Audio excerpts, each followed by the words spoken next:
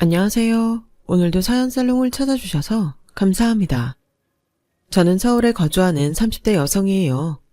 출생은 서울에서 했지만 5살 때 충청도로 이사를 가서 사실상 서울에서의 어릴 적 기억은 남아있지 않아요.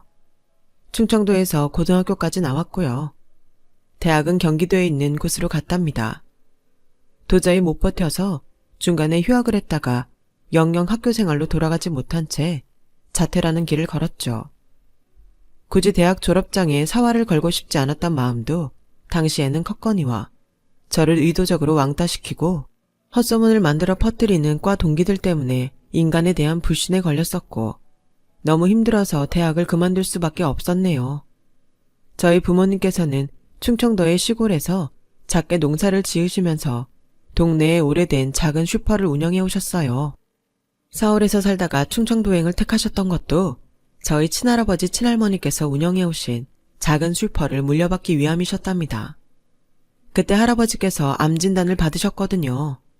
결국 할아버지께서는 돌아가셨고 그 이후로 부모님께서는 할머니를 모시며 살아오신 거예요.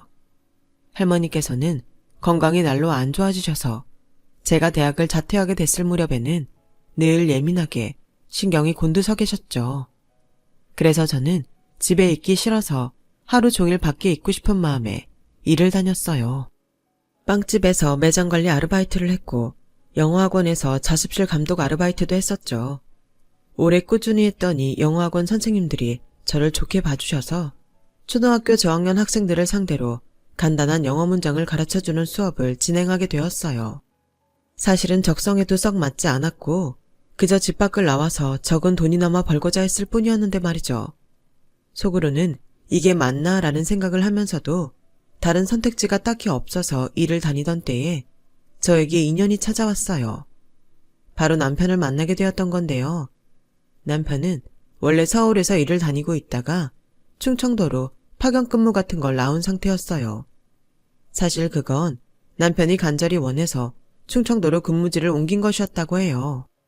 서울 본사에서 못된 인간들을 많이 만났고 화를 속으로만 누르며 혼자 앓는 성격인 남편은 시간이 갈수록 몸 상태가 안 좋아졌대요. 사실상 충청도로 도피를 했던 것이었죠. 충청도로 와서 같이 일하게 된 어떤 분과 유독 친해졌는데 이분이 바로 제가 일했던 영어학원의 선생님과 오랜 지인이었던 거예요. 어쩌다 보니 연결이 돼서 남편을 만나게 되었고 서로가 금세 운명임을 알아보았어요. 저는 남편의 상처가 보였고 남편은 저의 상처를 보았죠. 아주 비슷한 듯 서로가 닮아 있었어요. 요란하지도 뜨겁지도 않은 연애였지만 연락을 이어가고 얼굴 보면서 데이트를 할 때마다 차곡차곡 감정이 쌓여갔죠. 자연스레 결혼을 떠올리게 되더군요. 시댁 소개를 하자면 남편에겐 1살 아래의 남동생이 있답니다. 남편보다 동생이지만 결혼을 일찍 했어요. 저랑 남편이 교제를 시작했을 때 시동생은 막 결혼한 새신랑이었으니 상당히 일찍 한 편이었죠. 시동생과 동서는 연상 연하조합인데 동서가 5살 위입니다. 저보다 동서가 연상이에요. 처음에는 시동생이 연상을 만난다고 하니까 시부모님께서 놀라셨다고 해요. 특히 시어머니께서 거품 물고 반대하셨는데 동서가 강남 토박이인 거 알고는 흔들리셨고 동서가 본인 사업 준비 중이며 집안에서 전폭적인 지원을 받는 거 알고는 완전히 넘어가셨대요. 시동생한테 절대 놓치지 말고 빨리 결혼하라고 난리치셨다는 후문이 있네요. 동서가 좀 뭐랄까 고고한 스타일이에요. 그런데 시동생은 단적으로 표현을 하자면 머슴 느낌이죠. 그래서 조합이 괜찮았나 봐요. 저는 당연히 남편과 정식 교제하기 전이었으니까 시동생과 동서의 결혼식에 참석을 못했었는데 모든 결혼 과정을 동서네 집안에서 주도를 하고 비용도 거의 부담을 했대요. 그래서였을까요? 저랑 남편이 결혼한다고 했을 때 시어머니께서는 씁쓸한 미소를 머금으셨죠. 어디서 시골 촌뜨기를 데려와서 결혼을 하겠다고. 아휴, 그래. 어떻게 형제가 둘 다 대어를 낚을 수 있겠냐. 세상살이 그렇게 된다면야 더할 나위 없겠지만 그게 어려우니까 세상 사는 게 만만치 않은 것이겠지. 무릇 바다에는 고래도 있지만 멸치도 있는 법. 별 수 없구나. 요컨대 동서는 고래지만 저는 멸치란 비유였죠. 그런데 그때가 시아버지께서 심근경색으로 쓰러지시고 얼마 안 됐을 때라 시어머니께서도 아직 놀란 게 진정이 되지 않으셨던 것인지 기운이 없어 보이셔서 저는 한마디 따지지도 못하고 가만히 있었네요. 지금 생각해보니까 그때 시아버지께서 편찮으시지 않았다면 시어머니께서는 저랑 남편의 결혼 과정에 어마어마한 참견과 훈수를 두셨을 것 같아요. 결혼하고 나서 그대로 충청도에 머물러서 살았어요. 장남이 가까이 있어야 한다며 언짢은 기색을 내비치셨던 시어머니께서는 이렇게 툴툴대시며 순응하셨죠. 우리 작은 애가 워낙 장가를 잘 가는 바람에 똑 부러지고 멋이 넘치는 작은 며느리가 가까이 있으니 시골녀는 시골에서 그대로 살게 하는 수밖에. 듣는 시골년의 기분이 무척 상했으나 어차피 앞으로 멀리 떨어져 지낼 것인데 구태여 감정 상하는 일 만들고 싶지 않아서 참았어요. 친정 근처에서 살고 싶어하는 저의 뜻을 남편은 따라주었고 본사로 안 올라가고 계속 충청도에서 일을 다니겠다 했어요. 저한테는 친언니가 한 명 있는데요. 형부가 종교활동을 하셔서 언니가 그에 맞춰서 살다가 아예 캄보디아로 갔어요. 부모님께서 언니랑은 자주 연락을 하시지만 잘 볼 수 있는 건 아니니까 제가 부모님 곁에 더 있어드리고 싶었네요. 그런 마음으로 서울행을 염두에 두지 않았던 거예요. 부모님의 지인분을 통해서 빌라 전세 얻어서 신혼생활 시작했어요. 남편은 회사 다니고 저는 살림하면서 매일같이 친정에 들락날락하고 그러면서 지냈어요. 시어머니께선 저랑 딱히 하실 대화도 없으면서 일주일에 3번은 안부 전화를 꼭 하라고 하셔서 지켰거든요. 그런데 꼭 통화 중에 갑자기 혼잣말을 하시는 투로 이런 내용을 중얼거리셨어요. 불쌍한 우리 장남, 어쩌다 시골 촌년한테 발목 잡혀서 거기 눌러 앉았을까?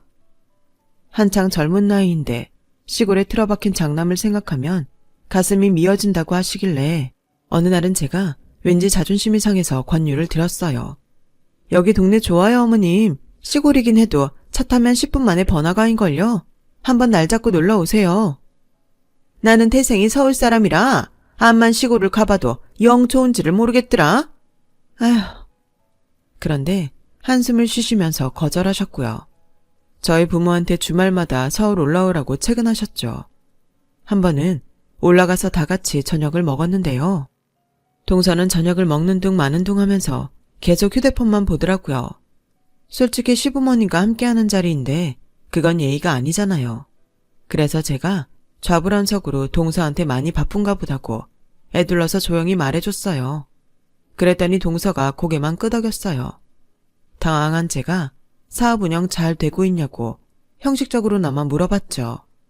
그러자 동서가 코웃음을 치더니 저를 보면서 이렇게 말했어요. 제가 사업 얘기하면 형님이 뭐 알아듣기라도 하세요? 그 말 듣자마자 제 얼굴이 뜨거워졌어요. 명백히 저를 낮잡아보고 비웃는 투였으니까요. 이튿날 동서가 저한테 카톡을 보냈었죠. 어제는 자기가 피곤해서 순간적으로 예민하게 굴었다는 내용이었어요. 그래서 제가 장문으로 아니다, 충분히 이해한다, 갑자기 사업 얘기 물어서 미안했다고 부드럽게 답장을 보냈거든요. 그랬더니 동서한테서 돌아온 답장은 네가 끝이었습니다. 생각해보면 동서는 처음부터 이런 스타일이었네요.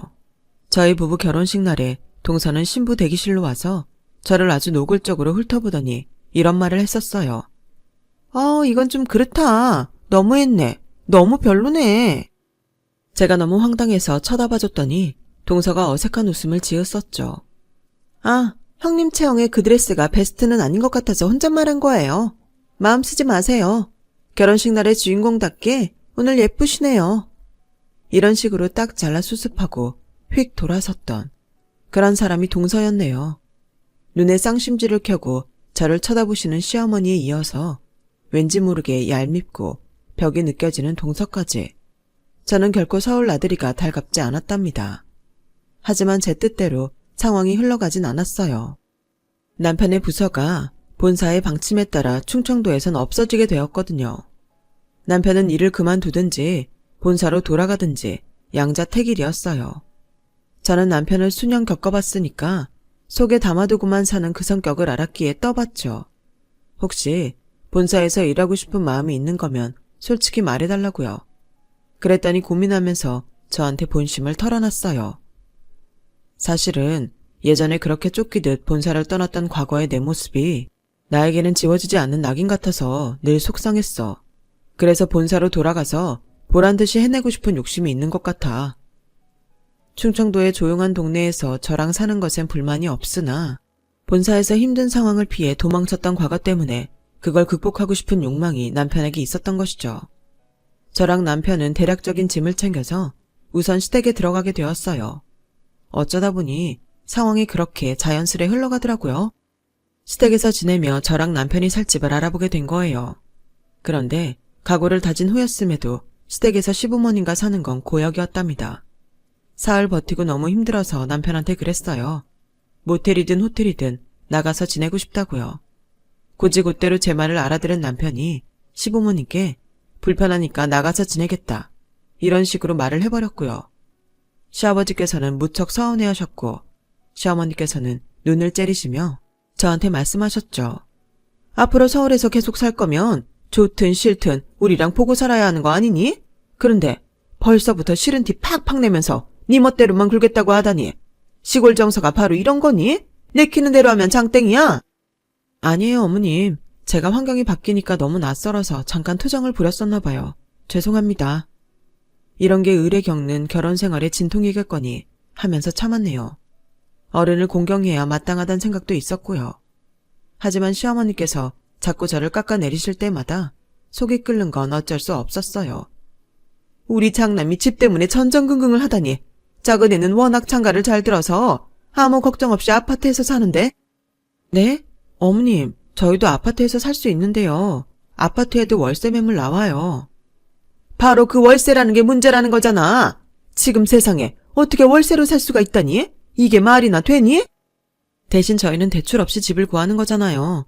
대출비 갚는 거나 월세 내는 거나 다달이 나가는 액수는 그게 그건데요. 아유, 이런 멍충이. 괜히 고졸이 아니구나. 제발 세상 돌아가는 것 좀 알렴. 무식한 것도 정도가 있지. 이렇게 말이 안 통할 정도가 돼서야 어디 쓰겠니? 그렇게 답답하시면 집 사는데 돈이라도 보태주시든가. 그럴 여력은 없으시면서 말씀은 참 잘하셨어요. 참고로 시댁은 오래된 복도식 아파트였어요. 시동생과 동서는 서울 북쪽의 브랜드 아파트였고요. 워낙 집값이 살벌했다 보니까 당연히 대출 껴서 들어간 집이었답니다. 저랑 남편은 점 찍어둔 위치의 동네에서 월세 매물을 보고 있었고요. 그런데 시어머니께서는 짜증이 치미셨나 봐요. 기어이 제가 쌀 씻고 있는데 뒤에 오시더니 제 뒤통수를 후리셨어요. 에라, 이 둔한 년아. 이거나 맞고 정신 차려라. 너무 기가 막혀서 천천히 뒤를 돌아봤는데 시어머니께서는 금세 혀를 쯧쯧 하시면서 방으로 가고 계셨죠. 솔직히 그날 무슨 정신으로 식사 준비했었는지 기억도 안 납니다. 동서가 시동생이랑 방문했을 때 시어머니께서 동서한테 얼마나 아부를 많이 떠시는지 알고는 제가 새삼 깜짝 놀랐어요. 어찌나 빛이 나는지. 나는 현관에서부터 웬 탤런트가 걸어 들어오나 했네. 사업가의 카리스마가 물씬 풍겨오는걸. 시골 출신에다가 집에서 판판이 노는 애랑은 확실히 격이 달라도 너무 다르네. 동서를 칭찬하시면 할 것이지 제 험담은 왜 끼워 넣으셨던 걸까요? 옆에서 제가 뻔히 다 듣고 있었는데요. 그럴 때면 동서는 정정하지 않고 은근히 시어머니의 뜻에 동조했죠. 시어머니께선 동선의 가족들의 안부를 물으시는 걸 보고선 또 놀라고 말았어요. 저희 친정 식구들 이야기는 시어머니께서 단 한 번도 물어보신 적 없었거든요. 사실 제가 몇 차례 친정 이야기를 꺼낸 적이 있었는데 시어머니께서 그럴 때마다 듣기 싫으시다는 듯 에휴, 시골 냄새 이런 혼잣말을 하셔서 제가 멋쩍어서 그만뒀었죠. 저는 내심 시어머니께서 그런 종류의 사담을 안 즐기시나 싶었는데 결코 그렇지 않았고 강남 출신의 동선에만 궁금하셨을 뿐 충청도의 시골 동네인 저희 친정 이야기는 기피하셨던 것뿐이었네요. 씁쓸한 마음을 애써 눌렀지만 시어머니 앞에서도 계속 휴대폰만 들여다보면서 딴청 피우고 밥상 차릴 때도 손 하나 까딱 안 하고선 먹을 준비만 하고 있는 동서를 보면 저의 처지와 비교되는 것은 어쩔 수 없었어요. 사람 마음이라는 게 그렇더라고요. 비교되니까 서러웠어요. 그러던 때 시어머니께서 갑자기 동남아 여행을 가시게 되었어요. 여행사에서 땡처리 특가로 나온 상품을 시어머니께서 사촌분들, 동네 친구분들과 모여서 가시게 된 거예요. 갑작스레 떠나게 된 여행길이라 더 설렌다면서 즐거워하시길래 남편과 상의해서 용돈 30만 원 드렸네요. 돈을 받으신 시어머니께선 화답으로 저에게 잔소리를 퍼부으셨고요. 나 없는 동안 기강 해이해져서 살림만 하고 퍼질 게 눈에 훤하구나. 청소는 잘해놨나? 밥은 때마다 차렸나? 내가 다녀와서 다 확인할 테니까 놀고 자빠질 생각일랑 하지 않는 게 좋을 거야? 그냥 네네 알겠습니다 대답하고 말았어요. 시어머니는 동네마 여행길에서 가족들 선물을 사오겠다고 하셨는데 원체 시아버지께서 드시는 걸 조심하셔야 했던 데다가 다들 단 걸 안 좋아하는 편이라서 건조 과일이라든지 먹는 걸로는 안 사오기로 했고요. 남편과 시동생은 둘 다 아무것도 필요 없다고 삭막하게 나왔답니다. 형제가 그런 면에선 참 닮았어요. 그럼 며느리들 선물이나 내가 알아서 챙겨와야겠구나. 시어머니는 그리 말씀을 하시며 여행길에 오르셨고 저는 내심 기대를 했었어요. 과연 어떤 걸 사오실지 궁금했는데요. 며칠 후 돌아오신 시어머니는 저랑 동서를 앞에 앉혀두시고 선물 증정 시간을 여셨어요. 우선 동서에게는 현지 감성이 물씬 풍기는 작은 손가방, 독특한 보석이 달린 얇은 팔찌, 그리고 샤넬 립스틱을 주셨죠. 제 차례에서 저도 비슷하거나 똑같은 구성으로 선물을 받을 거라고 생각했어요. 그런데 잠시 후 시어머니께서는 부석거리는 소리와 함께 웬 비닐팩을 꺼내 드시더니 그걸 저한테 건네주시더라고요. 옛다, 내가 너 생각해서 가져온 선물이다. 네, 감사합니다 어머님. 저기 그런데 이건 혹시 조개 껍질들인가요? 제가 두 눈을 의심했어요. 어림잡아 20개 전후로 보이는 조개 껍데기들이 비닐 안에 담겨 있었죠. 시어머니께선 저는 친언니가 비슷한 나라에서 살고 있으니 동남아 선물을 많이 받아봤을 테고 따라서 그런 건 사줘봤자 보람도 없으니까 바닷가에 조개를 주워오셨다고 하셨어요. 제 친정 이야기는 꺼려하시는 분이 제 친언니가 캄보디아에 있는 건 어찌 기억을 하셨을까요? 어처구니가 없었네요. 제가 알기론 동서는 바빠서 까먹었던 것인지 시어머니께서 여행 가시는데 따로 용돈을 안 드렸고 시동생이 지갑에서 10만 원 꺼내서 시어머니께 드리는 것만 봤거든요. 저는 남편이랑 30만 원을 드렸건만 조개 껍데기들이 담긴 비닐을 만지작거리면서 얼굴이 뜨거워졌고 이상하게 눈물이 날 것 같았어요. 샤넬 립스틱의 색깔을 확인하고 있는 동서 옆에 제가 너무 초라했죠. 이게 보기에 색이 진하긴 해도 발라보면 안 부담스럽다고 거기 직원이 그러더라. 그리고 이런 색을 가끔 발라줘야 사업운이 들어온대. 그래요. 어머니 정말 센스 넘치세요. 내일은 바로 이걸 발라봐야겠어요. 동서의 반응에 시어머니께선 즐거이 손뼉까지 치셨죠. 그러더니 저를 보시고선 왜 이렇게 축제 분위기 축 처지게 울상이냐며 혀를 차셨어요. 저는 태어나고자 애를 썼죠. 왜? 너도 루즈 가지고 싶니? 네가 밖에서 일을 하는 사람도 아닌데 저런 루즈가 왜 필요하겠냐? 저는 입술에 바를 거 이미 많아서 괜찮아요. 저를 위해서 조개 껍질 모으셨을 거 생각하니까 저는 그 정성에 감사한걸요. 아, 그거 내가 거기 가보니까 관광지라 그런지 한국인들 천지더라. 보니까 젊은 애들이 조개 껍데기 줍고 놀더니 다시 버리고 가려고 하길래 내가 가서 그거 놔달라고 그랬다. 심지어 시어머니께서 직접 주우신 것도 아니었어요. 그 순간 제가 울음이 터지고 말았네요.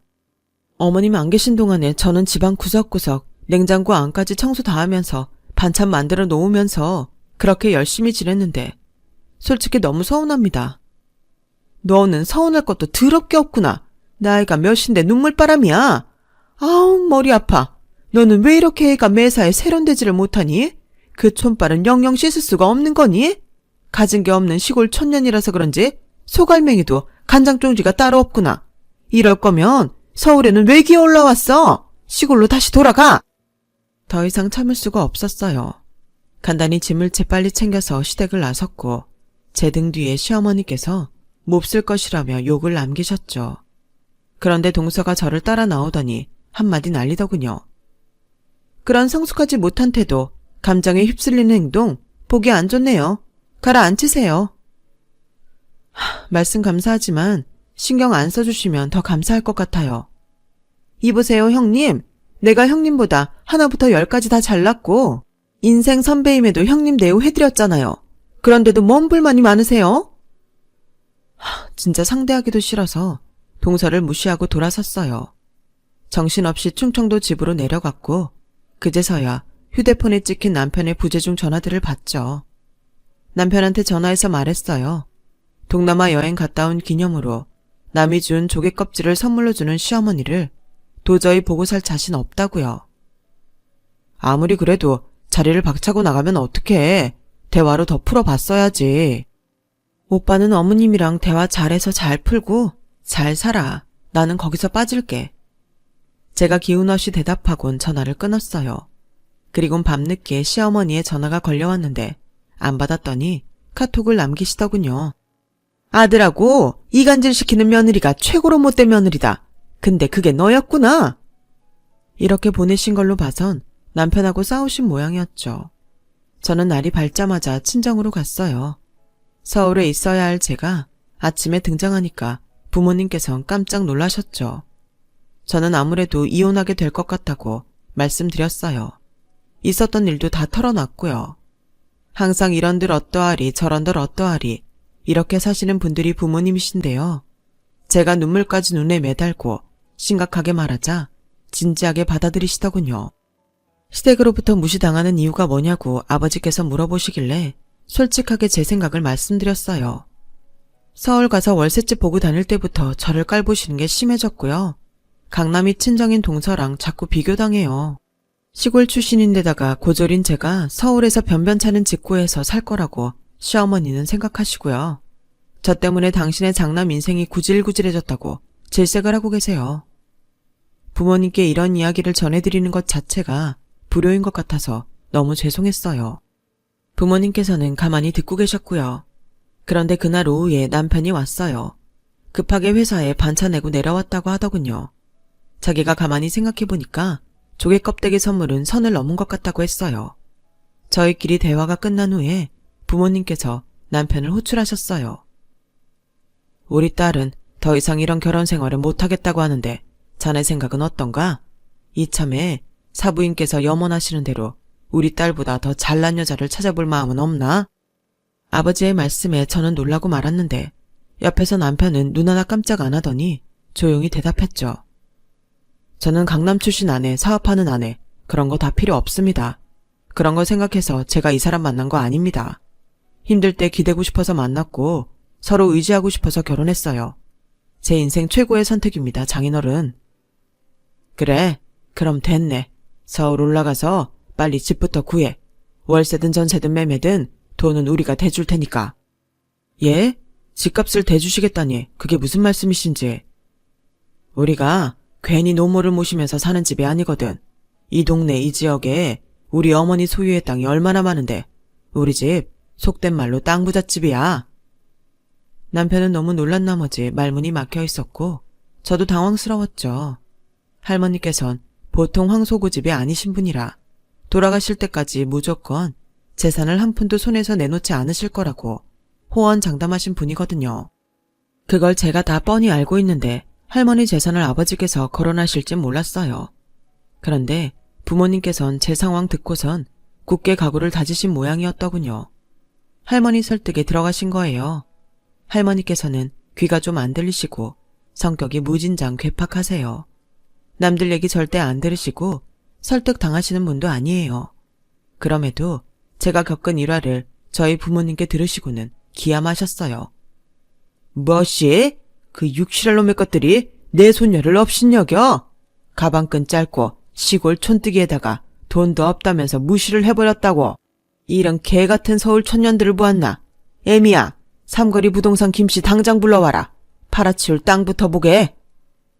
부모님께서 온갖 가머니설들을 읊어드려도 지난 세월 꿈쩍 안 하셨던 분이 할머니셨는데 돌아가시기 전까지는 절대 재산 한 줌도 손에서 안 놓으실 줄 알았어요.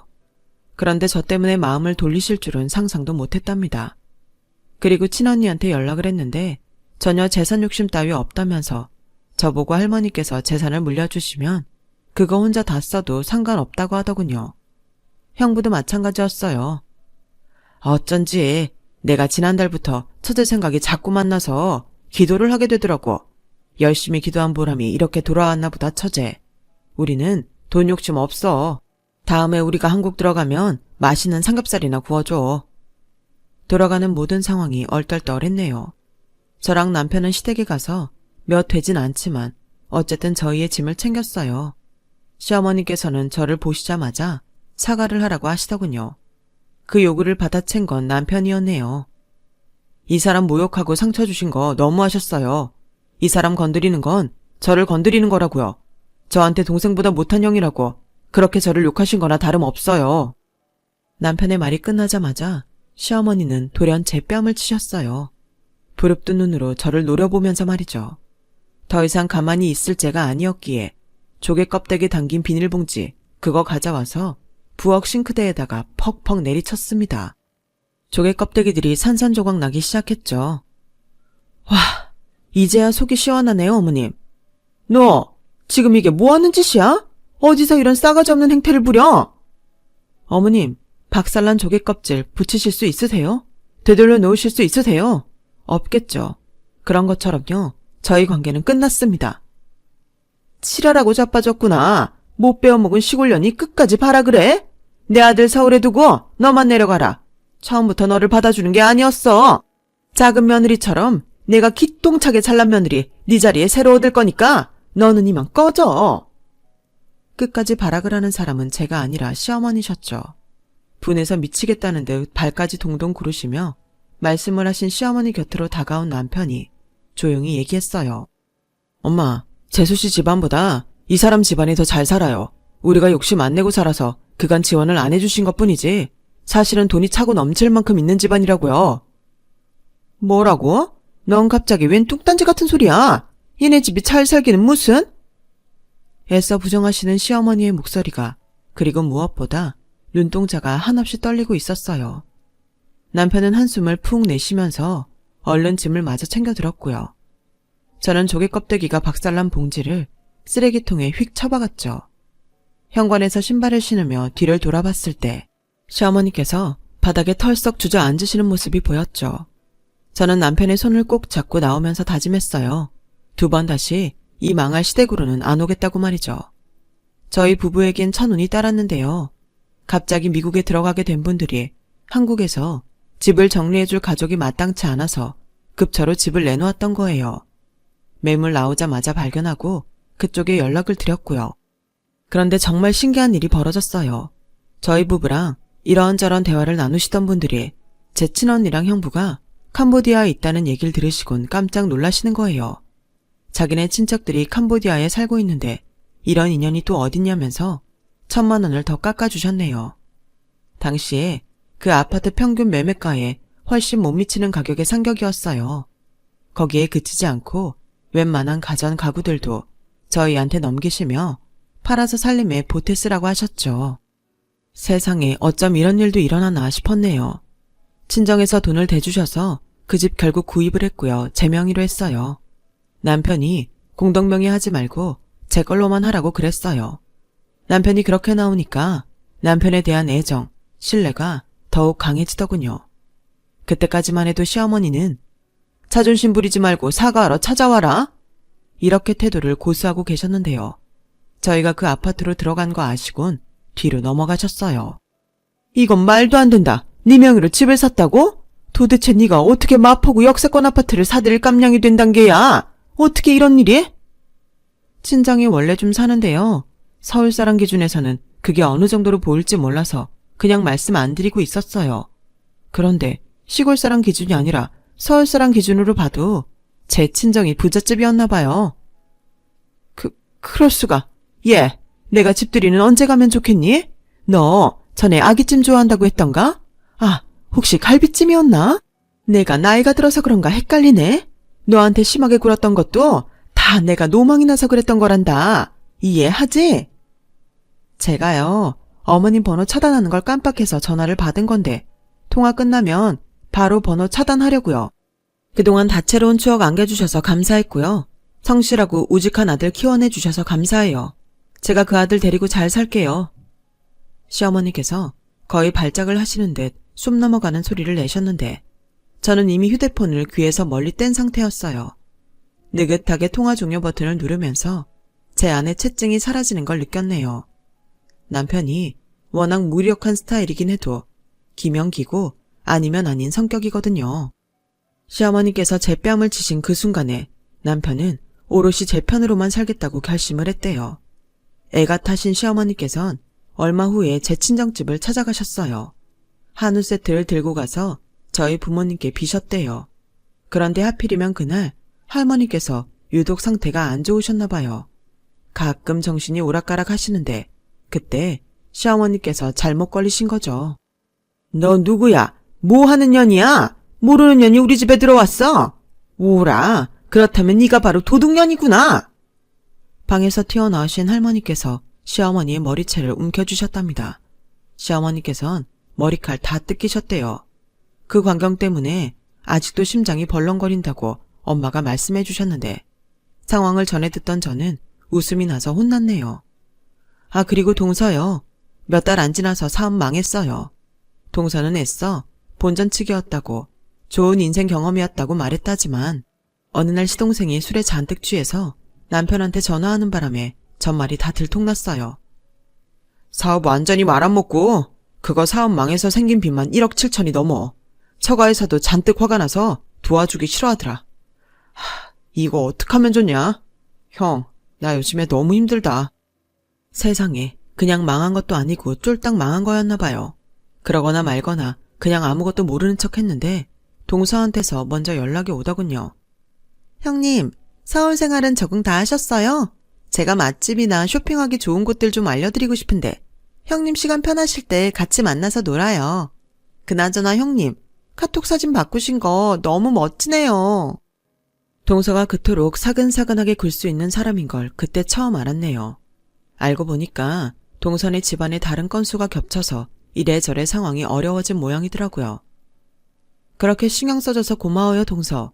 근데 제가 워낙 시골 냄새 안 빠지는 촌년이라서요. 같이 다니긴 좀 어렵겠어요. 동서한테 민폐 끼치고 싶지 않아요. 그럼 이만. 아주 유쾌하게 거절을 했건만 동서는 시동생을 방패로 써가면서까지 저와 가까워지는 것을 포기하지 않더군요. 시어머니 쪽은 말할 것도 없어요. 그러나 그 어떤 노력에도 불구하고 조개 껍데기 선물의 충격이 희석되지 않네요. 제 진짜 배기 가족들을 위해서만 살아가고 싶어요. 지금까지 제 이야기를 들어주신 모든 분들 감사드려요. 좋은 일 가득하시길 빌게요. 여러분, 사연 댓글에 응원과 현명한 조언 부탁드려요. 좋아요와 구독은 저에게 큰 힘이 됩니다. 오늘도 좋은 일 가득하세요.